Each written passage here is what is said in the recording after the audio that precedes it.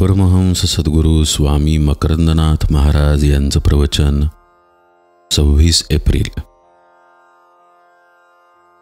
श्रद्धा आणि विश्वासाचे महत्त्व। श्रद्धेने आणि विश्वासाने नेहमी सुख आणि निश्चिंतता लाभेल। भगवंत म्हणतात, श्रद्धामयोऽयं पुरुषः। हा सगळा जगडव्याळ पसारा केवळ श्रद्धेवर चाललेला आहे। श्रद्धा नसलेला पुरुष सापडणे अशक्यच आहे। सर्वसामान्यपणे श्रद्धा प्रत्येकाच्या ठिकाणी असते। अगदी संसारापासून सुख मिळेल ही देखील श्रद्धाच आहे।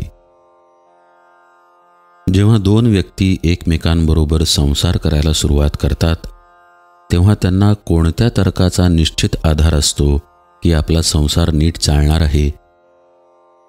श्रद्धेनेच ते एकत्र येतात। तसेच घरदार, मुलेबाळे यांपासून सुख मिळेल, मुलगा म्हातारपणी सांभाळेल, पैशामुळे सुख मिळेल म्हणून तो अधिकाधिक मिळवावा, साठवावा ही देखील श्रद्धाच आहे। एखादा नास्तिक मनुष्य देव नाही असे म्हणतो, तेव्हा देव नसला पाहिजे अशी त्याची केवळ श्रद्धाच असते। कारण देव नाही असे कधीही कोणीही आजपर्यंत सिद्ध करू शकलेले नाही। प्रपंची असो किंवा परमार्थी असो, त्याचा व्यवहार श्रद्धेमुळेच चालतो। श्रद्धा दृढ होण्यासाठी भगवंतांनी आपल्याला काय दिले आहे ते पाहावे। मानसशास्त्रीय दृष्ट्या असे पाहणे योग्यच आहे। त्यामुळे जीवनात सकारात्मक भाव वाढीला लागतो।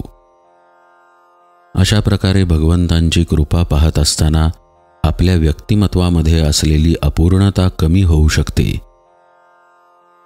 श्रद्धा, विश्वास वर्धिष्णू होण्यासाठी भगवंतांची प्रार्थना करावी। प्रार्थनेमध्ये अंतःकरण ओतायला शिकावे।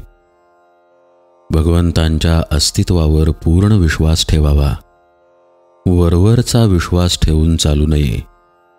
आपले पूर्ण जीवन भगवंतांच्या हातात आहे अशी श्रद्धा ठेवून वर्तन करावे। भगवंतांची कृपा भाकावी। आपले दुर्गुण, खळमळ, विकार नाहीसे व्हावेत म्हणून त्यांना विनवावे। समर्थांच्या शब्दात बुद्धिधे रघुनायका असे आर्ततेने म्हणावे। देवाबरोबर सद्गुरूंकडेही प्रार्थना करावी। सद्गुरू आणि देव यांच्यात फरक करू नये। स्वतःबरोबर सर्व मानवजातीकरिता संपूर्ण चराचर सृष्टीसाठी सुद्धा कल्याण चिंतावे। प्रार्थनेमुळे विकार कमी होतात, आंतरिक शक्ती वृद्धिंगत होते, आपले मन आणि बुद्धी ईश्वर भावाने, पवित्र विचारांनी भरून जायला मदत होते, चित्तशुद्धी होते, अंतःकरणात भक्तिप्रेमाचा उदय होतो।